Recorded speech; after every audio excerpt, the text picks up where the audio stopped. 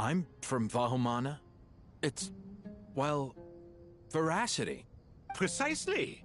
And a large part of veracity is the chronological order in which events occur.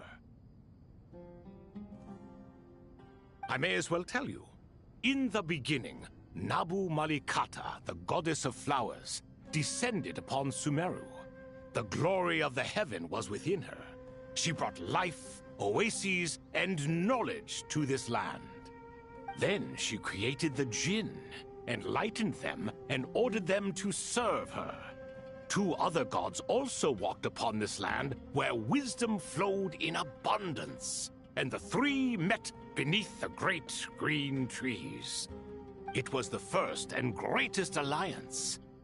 We should speak with reverence of this covenant between the three, which transcended both time and life. For they promised that in Sumeru, wisdom would be shared with all. All the great changes in Sumeru's history began with the goddess of flowers. For King Deshret's sake, she pried into the secrets of Celestia, and for this was burned to ashes by the flames of wrath. So grieved was King Deshret, but lost all interest in state affairs, and devoted himself instead to the knowledge that she had brought back.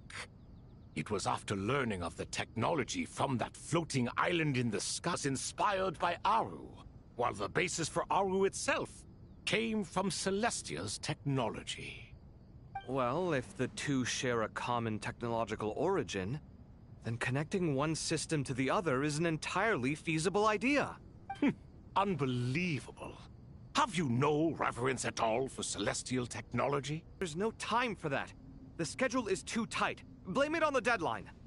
Perhaps you could try coming up with our cutoff dates. You know what it's like having to turn around 5 different drafts in one day? I wouldn't wish it on my worst enemy. Yeah, also, Sir Ibis, King, you don't plan on getting directly involved at all, do you? Yes, well, you strike us more as having come to give a popular science lecture.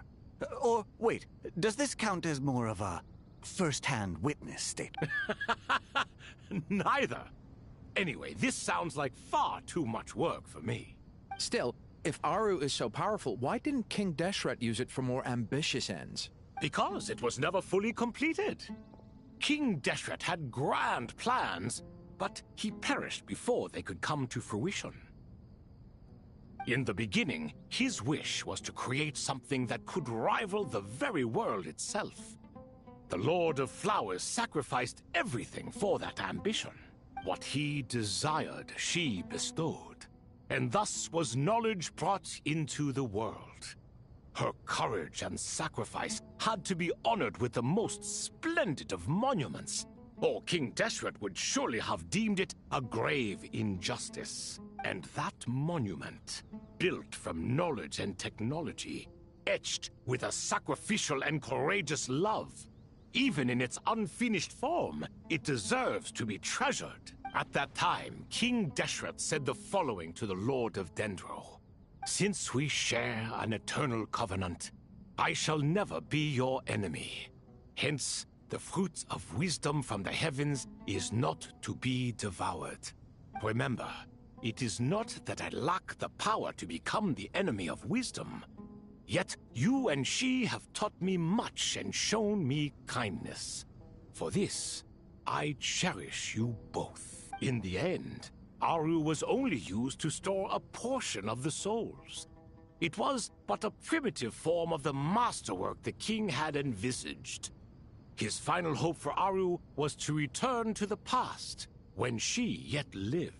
So the point you're making is, King Deshret was both powerful and ambitious, and he only ceased his imperious ways out of affection for the Goddess of Flowers and the Dendro Archon. You could see this as an act of mercy, but you could also see it as the sentiments that lay between these three gods placing constraints on him.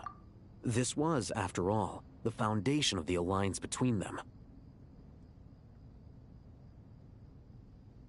This explains why Aru was both a prison and a monument, and why the answer to the 3 questions was time. You have to be careful who you get involved with, or you invite all manner of misfortune. This is as true for gods as it is for humans. Love is the same. It is both a prison and a monument. All right, let us pause the story here for now. Seeing as you've been so diligent, I'll offer a little help. Who's in charge again? Is it you two?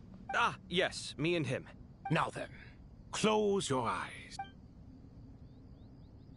Wisdom hides in the space between the tangible and the intangible. It is to convey the incommunicable through the simplest of mediums. By the power of King Deshret, I shall grant you a glimpse into the unseen secrets that lie at the threshold of existence.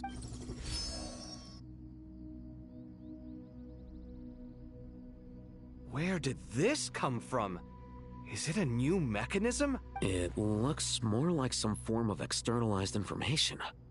You've rendered it visible? Just as the Akasha allows you to access a greater range of knowledge, the power of our king permits one to perceive ingenuities that do not belong to this world. This is no ordinary mechanism.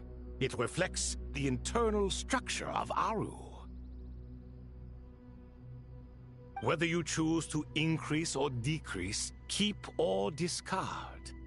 Come, use these to achieve the outcome you desire. Looks mechanical to me. Better let me handle it, just in case. But wait, how do I get up there? Turn around. So that's where the elevator is!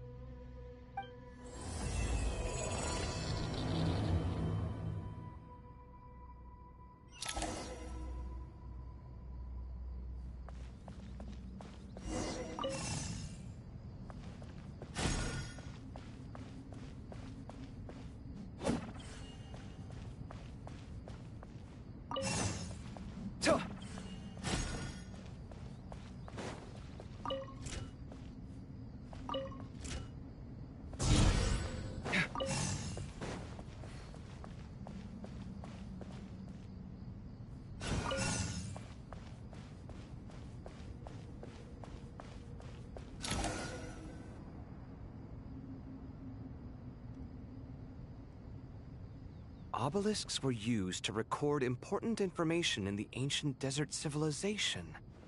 Hey, Alhaitham, there's some writing here I'll need you to decipher. I've sent it to your screen. Do you see it? It's a little blurry, but I should manage. Take a look and tell me what it says. Oh, and I'll send any other similar text directly to you from now on. Let's start with this one. It's a variant of an older script. Herein lie verses written for the... Looks like cultural information from the age of King Deshret. If so, I suggest you delete it. Words thrown together merely for fun. I had no idea Aru kept a record of this. Well, as long as you're certain that this is strictly private information, that's fine.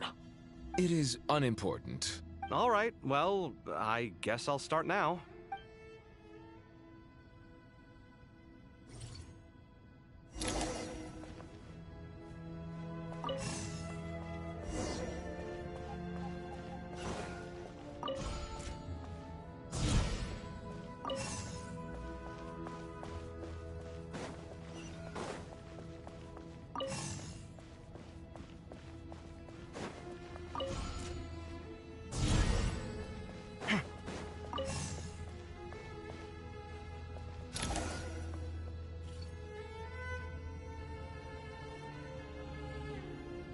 Found some more. Sending them over to you now.